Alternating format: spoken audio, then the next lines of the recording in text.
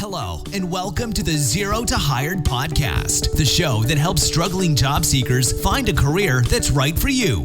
In every episode, we have one mission: to provide you with unique tips and strategies from leading industry experts that will get you in front of hiring managers. Enjoy the show.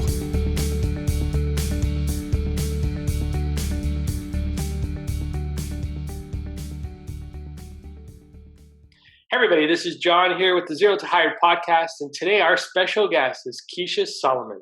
Kisha migrated to Canada almost 20 years ago to further her studies in human resources, which is what she majored. Her passion was training and development and recruitment, and as with most, she fell into recruitment by joining a staffing agency for about 2 years. This is where she learned the fundamentals of recruiting, cold calling candidates and companies, competing for placements of candidates, trying to source engineering, manufacturing professionals. This was the days of Workopolis and Monster.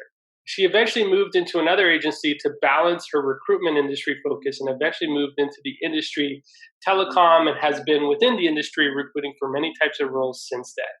Please help me welcome Kisha Solomon to the Zero to Hired podcast. Hey, Kisha. Thanks. Hi, John. Thanks for the intro. I feel like I need a big clapping machine so I can welcome to the show. So today we're gonna keep it interesting, and we're gonna keep it different, because I think people, when they think about recruitment, they think about typically going into large organizations. And, one of the things they don't look at as an option is doing consulting work. And, there's a lot of available work out there for that, right, Kisha? That's correct. So I'm going to start off with, and this is the way I start off every podcast, is kind of give us a little background on your stories. You came to Canada 20 years ago. How did you get into this particular field of work?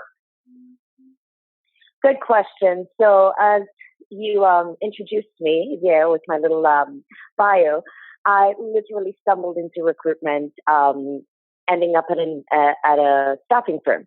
And at the time, really wasn't my focus, had no clue what it was about, didn't realize it was predominantly sales, but I'm still learning the ropes. I knew I always wanted to do recruitment, and I always wanted to I wanted to help people. I just didn't feel that it would have been via the staffing route. So I eventually, after about 2.5, 3 years within that world, I eventually made a move over to corporate or industry, as you would refer to it. And that's when I sunk my teeth into the internal clients and understanding their business and understanding their passion and being connected with the people that I've interviewed and brought to the table that were eventually hired, right? And I've had the opportunity to work with many different disciplines throughout my career. I've been doing this now for almost 12, 13 years now, and have covered many different functions: accounting and finance, IT, consultants, independent consultants, sales professionals, marketing, HR, the full gambit. And now here I am today recruiting for consultants. But they're very specialized because they are management consultants. But it offers a different spin in terms of challenges with recruitment and what that talent pool looks like out there. So what would you say is the biggest difference, right? So you've done a slew of different industries. You talked about telecom, finance, my HR, HR, and IT. So what is the biggest difference? And, people are always looking at big corporations for roles, but, consulting is an option. So what would you say, what is the biggest difference between going to work for a big corporation versus doing consulting? That's a really good question. So I've had the opportunity of being an independent consultant myself, versus working for, a big firm. And my feeling with a big firm, you do have that security, from a resources standpoint. You've got people, you've got the right mix of things to help you be successful in a corporation, but you're still bogged down by bureaucracy and red tape, and nepotism is a thing as well. And there's so many different factors that don't allow you to be completely free within an organization when you're doing recruitment for them. Mm-hmm. There's also the case that, a lot of larger organizations rely on their brand recognition and reputation. So posting and praying, it's easy for them because they will attract that talent. But what they do with that talent once they do start with them, you're treated like another number, especially in those larger organizations, right? Mm-hmm. If you look at, smaller organizations or, going the independent route, there are the obvious benefits where you make your own hours, you pick and choose your clients, but giving that personal touch to the work that you deliver to your clients, I feel that you're only able to do that when you're able to navigate your own versus, well, I've got to work behind the confines or with the confines of processes within a larger organization, right? Mm-hmm. It also gives you the opportunity to network with like-minded individuals, and through the power of networking, you have the opportunity of increasing your potential client base, right? Mm-hmm. I find that the relationships that you foster as an independent consultant, it's stronger than, some of those relationships that you may foster within the larger organizations, because once you leave, those connections are broken and you may never see those individuals or speak to them again, right? And part of growing as an individual professionally is really leveraging your network and ensuring you do have it doesn't necessarily have to be large, but make it work for you, right? Okay. And having the right connections within that network. And that helps you grow professionally as well. So you've touched on a lot of good, so there's a lot of good information here. So what I want to focus on first is, so what would you say is one of the biggest barriers or challenges that people, especially newcomers, and I a big part of our audience are newcomers that are outside of Canada that are coming into Canada. What would you say is one of the biggest barriers? And then I want to follow up with, let's talk about networking a little bit and how do you create those connections if you're not here, and you're looking to do the consulting thing. So, so barrier-wise in terms of new Canadians that are coming into Canada, or people just outside of Canada, or even new grads, how do they get into this particular line of work? So it has become a lot more competitive as time has gone by. Mm-hmm. In terms of, barriers, I believe it depends on the industry or the profession you've selected. So, for example, if you're coming into a sales and marketing type of opportunity, and those are the opportunities you're looking for here, a lot of employers are looking for, well, what's your network? What can you bring to the table in terms of contact? 9 times out of 10, they're looking for, contacts within this region. And if you haven't been within this region for the last however long, you wouldn't have built that network, right? Mm-hmm. Inversely, if you're coming into a more, technology type of, if that's your background, you come from more technology, so let's say software developers, coders, these traditional sort of technology-based professions, as I say to everyone, it doesn't matter where you are in the world, the technology is the same regardless. It's the same Oracle stack, it's the same SAP stack, it's the same Java programming language. Doesn't matter where you sit. So those opportunities or bridging that gap may be a little bit easier depending on the profession that you've chosen to go down, if that makes sense. Yeah. So what I'm hearing, so when it comes to sales and marketing, it's about the network that you have and the network that you're going to bring to the organization. So, it really comes down to how many people do you know, and is it going to provide value back to the organization that you're with? Pretty much. And when it comes to technology, it's pretty standard around the world, right? Depending on the technology that you're working on and whether or not it's important to the organization. Are they working in Oracle? Are they working in SAP? Are they working in another technology that's required right now? So what about other industries? Because we get questions around the health industry. We get questions around even retail, like, restaurant retail and stuff like that. I don't know, like, do you have any suggestions for those type of people? Like, what would they need to focus on? So that's a good one. And ironically enough, those are two areas of or industries I haven't actually recruited in the past, to be honest. Um, but my advice to individuals coming into the country is, first and foremost, get yourself comfortable, find your community here. And we're fortunate enough in the city of Toronto, the GTA, where there are pockets of communities everywhere. Find your community. That's step one. Once you've found that community, you've kind of gotten your footing, your, networking with people that you know, cultures that you know, areas that you're comfortable with, then start to really, dig deep and ask those questions. Well, what did you do? How did you get into this? Who do you know?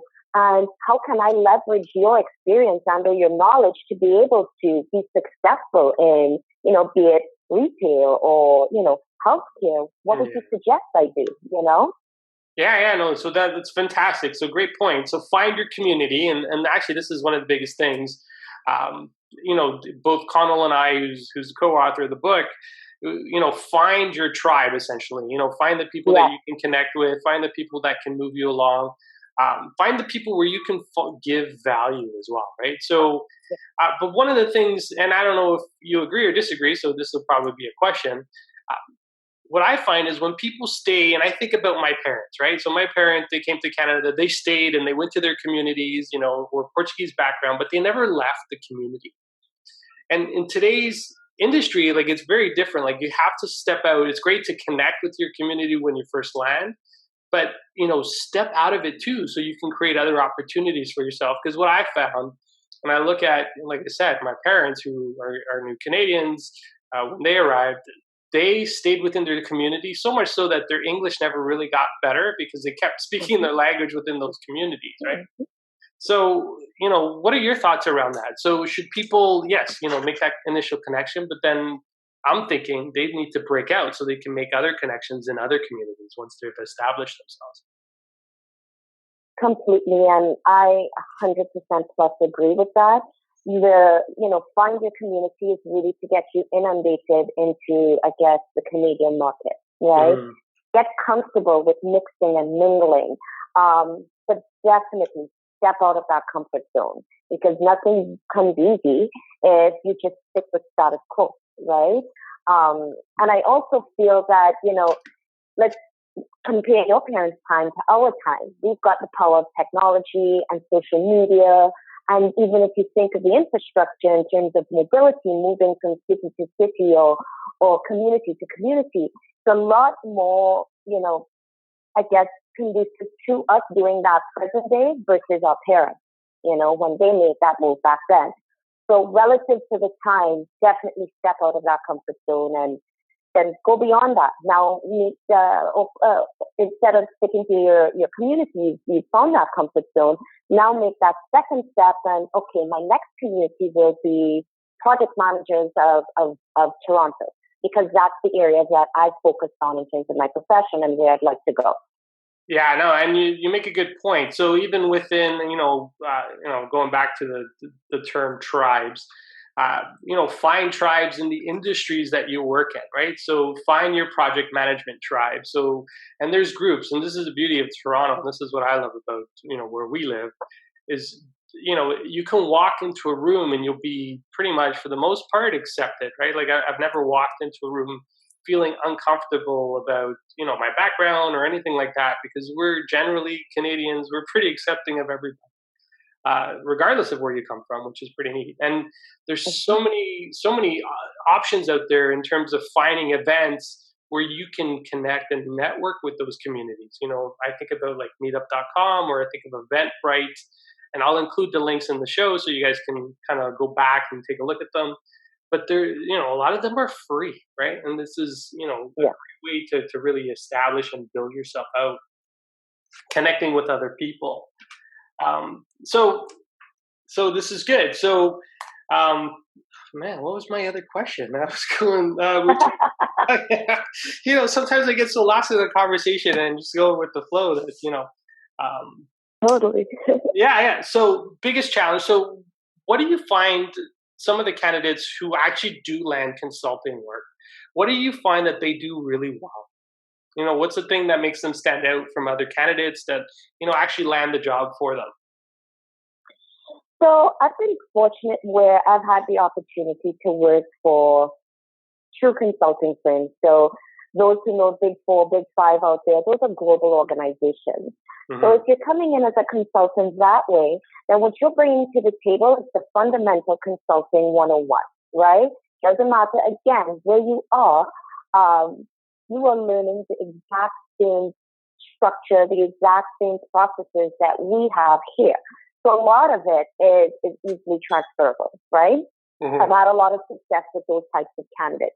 Now, if you're coming here and trying to establish yourself as an independent consultant, specific to an industry. So again, you've got project management. I use that as the example because it's what's coming to my head the most. Yeah. It's also there again, you need to take your certifications and all your accreditations. First and foremost, get those translated, meaning what is that equivalent to here in the Canadian market? Because until you're able to really understand, or level set yourself in this market against the talent, you need to understand what are you coming in with, right? Mm-hmm. So definitely looking into those certifications and accreditations and just making them make sense in the Canadian market, right?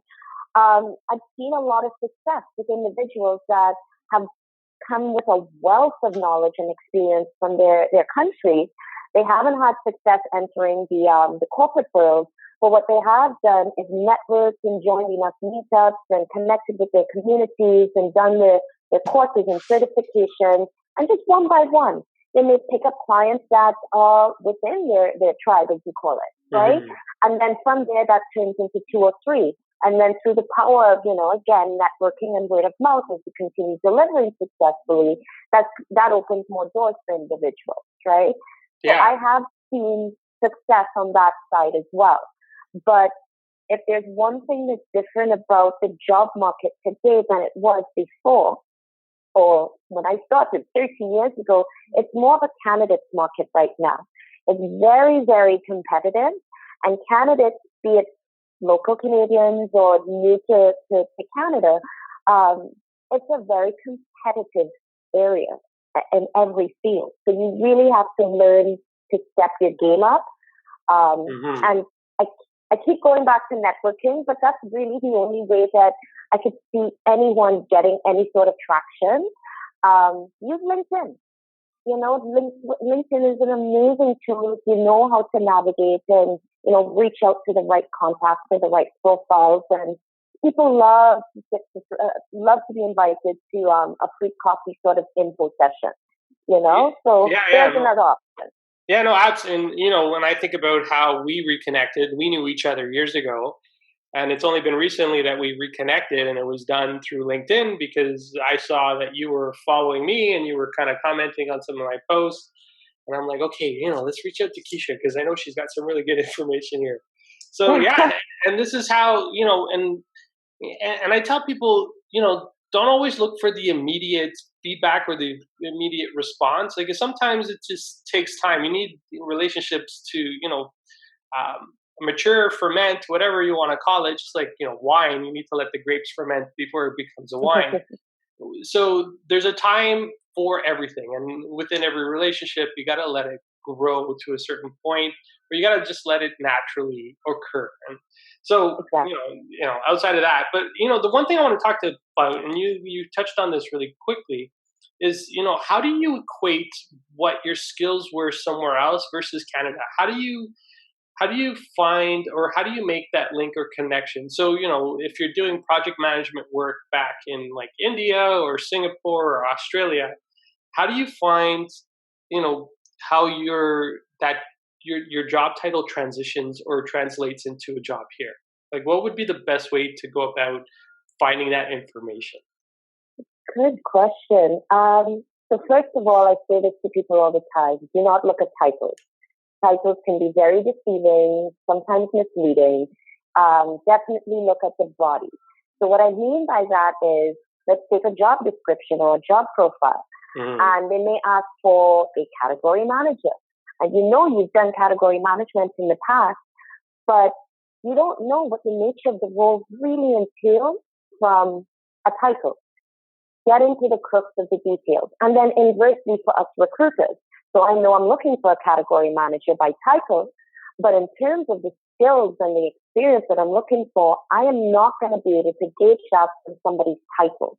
So I need to know that you have, so I would use an example, within a project type of setting, or if you're on a project, one of the methodologies is an agile methodology. Mm-hmm. And that's not synonymous to Canada. That's a global methodology, right? So looking at connecting that, regardless of whether or not you sit in India and you're working on a project that's following the agile project methodology versus here in Canada, you have it. You've got that skill set. So definitely look at the body rather than focus on the title.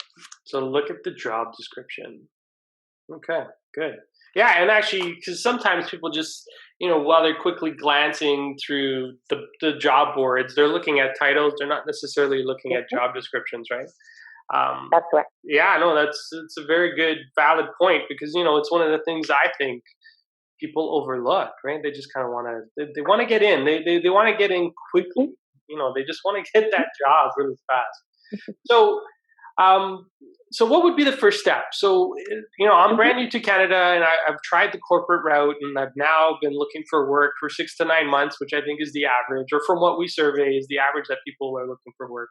What would be the first step? So outside, I know you touched on on networking already, but what else could they do specifically to make that connection with an organization? Like, should they be going to consulting firms and, approaching them directly and going that route?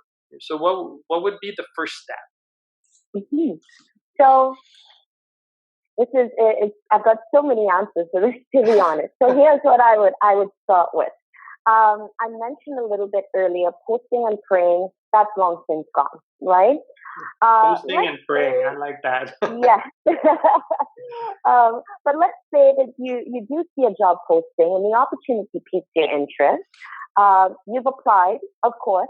Radio silence for weeks on end, and then you just chalk it up to being, well, they weren't interested, I didn't have the skills, right? Mm-hmm. That's incorrect. What I would suggest an individual would do, submit an application to that job profile, but go a step further. Go do your research and find out who that hiring manager is via LinkedIn. Okay, figured it out. Send him a personal note saying, hey, listen, notice you're looking for XYZ. Here's my experience. This is my interest. If not right now, maybe in the future. In the meantime, are you interested in having a coffee or a conversation? So that's one route without giving up on the corporate world if you're really and truly, passionate about working for one of those big organizations. Okay. Now, if your choice is consulting, if you're looking at management consulting, that's a choice that I feel people make from day one of their career, right? It's not necessarily an easy industry. As a lot of my leaders say, consulting is hard work and it's not 9 to 5. So that's a personal life choice that somebody would make from day one. And then as they transition from country to country or market to market, those skill sets can easily transition, right? Mm-hmm. If you're looking at taking an independent consultant's route, then that is a totally different, path that you would take. You need to ensure that the path that you're taking, you do have the qualifications for, right? You've got a few years minimum under your pocket where you can confidently go out there and say to someone, I can run your marketing campaign for you, not a problem, right? Equip yourself with, if you can, depending on your industry. So marketing, for example, portfolios, samples of work that you may have presented or created, it's a digital world. And if it's marketing, for example, walk with an iPad and showcase your skills and don't keep it cookie cutter. This is my resume and here's what I do. Go outside of the box. Creating samples of work. And, if you're more on the business side, well, give me examples of business proposals you may have written. Maybe you've done RFP work in the past, so let me see what that thought process looks like for you. So creating samples of work as well would definitely speak volumes and help to add to, your resume. So so you talked about bringing a portfolio to showcase some of your work and even examples of business cases or business case studies, I'm going to call them, of some Mhm. of the work that you've done. So what's the best way to present it? Because you talked about bringing it on an iPad or a laptop or a PDF of some sort. What's the best way to showcase your experience? Like I'm a video guy. I love videos, and if you want to show me a video, I'll definitely watch a video. Uh, from Totally. from your professional experience, what's the way that you find is the most effective? So I keep going back to depending on your career of choice. Okay. If it's marketing, I'm looking for the flair for the creative. I'm looking for ways that you've thought outside of the box and you're not giving me a template from Adobe or, Word or PowerPoint. I want to see how you've really taken this outside Hmm. of your comfort zone. So that definitely, it's usually digital, right? But I've had the odd portfolio where I've seen the artwork side of things, So if you're doing mock-ups and storyboards, that's what that would look like, right? Hmm. But if you're looking at, business writing, as you're saying, there are a few areas that showcase that. So the way that we gather your written communication would be, well, how have you constructed in this day and age your LinkedIn profile? Maybe your cover letter, maybe even how you would have approached me in terms of reaching out to me. If we meet in person, then maybe present me with a sample of a business proposal you may have created. That could be hard copy, that could be PDF, USB. You can email that off to me prior to us meeting as options, Yeah, yeah. No, right? so this is good. I want to touch on this for a quick second. So when you're meeting in Mhm. person, and we talk about networking. Uh, so the one thing I get really apprehensive about is when I sit with somebody, somebody wants to have a mentoring chat or just an informational interview type conversation. Yeah, I get really turned off with somebody just throwing something in my face, like a resume or a cover letter. But I guess with the portfolio, it's different, right? You're showcasing and you're highlighting some of your work, which is slightly different. Totally, yes. And the portfolio and anything else above and beyond that adds that extra layer. Yeah. You know, I'm the same as you. I don't do paper resumes anymore. I will read a cover letter from time to time. I don't have time to read them all. But if you were to throw a portfolio my way, chances are I'm going to go through that entire thing, Wow. right? Okay. So it's different. So just for the audience members, so they know. So if you have an Hmm. opportunity to do an informational, I call it informational interviews with a potential hire, a hiring manager, or hiring organization. Send your portfolio ahead of time so people can see it, and then if it comes up in discussion, then you can go through it. Because the way I like this, Absolutely. it's a conversation, and it's really, the approach I like to take is you ask questions until somebody eventually asks you a question back, and hopefully they That's do, a good right? one. So Yes, that's a good yeah, one. no, that's really good. So yeah, no, great information. Is there, we're coming near to the end of our time now. Is there any one final tip that really would give a candidate the advantage over another candidate? Like, what's the one thing that they need to do to really stand out and be different? Because there's a lot of people that are walking out there with portfolios, and they look like they have all the right things. What's the one thing that really makes them stand out? Wow. It's your overall presentation. It's the full package. You're able to provide me with this sample of work, but now how are you able to present you? How are Hmm. you able to, and I'm just like, more about a conversation type of, meeting versus I'm going to fire questions at you and I expect you to fire back with answers. And that's not how interviews should be. Be comfortable, be yourself, but it's how you present your entire package that's going to set you apart from one candidate to the next. Okay, so everything together. So being well prepared and uh, just keeping it really, I'm going to say genuine and honest, right? Like just be yourself. And I think a lot of people struggle because they want to impress and they want to say the words that the hiring manager wants to hear. But to tell you the truth, you don't know what they want to hear. Exactly. So just, be your genuine self, have an open conversation. The way I, when I coach and coach some of my clients, I tell them, think about it like going to a barbecue or a party with somebody, and you're just having that conversation back and forth because you don't get nervous at parties. Maybe it's the alcohol if you have some, but it's definitely, it's really fluid, it's really candid, and you can get really honest. And I think today, and correct me if I'm wrong, in today's market, people are looking for that. People are looking for those candid conversations, even if it means sometimes even disagreeing with the other person on the side of the table, and it could be an interview tactic as well, just to see what your thinking is like, right? So keep it real, right? Like, am I wrong? Am I off here? No, you're absolutely right. I mean, preparing for an interview, I definitely have one who would say, do not over prepare. This is not an exam. You have been saying to keep it natural, be you, keep it fluid. Learn a little bit about the organization. Learn a little bit about the interviewer. But what I always say to candidates is, this is a two-way street because you're also interviewing us. And right? And the tone of that interviewer should tell you or be an indication of what the culture of that organization may be. And if you find that you're nervous and, they're more, stern and just firing questions and don't really care about the human aspect to it, then maybe you want to reconsider joining that organization because they may not share your same values, right? So look at these things, and I know people are really, really, nose to the ground, really got to get a job. But is it going to make you happy at the end of the day, going into work 9 to 5, working for a company you're not happy with? Or take the time and find the right cultural fit based on your values as well.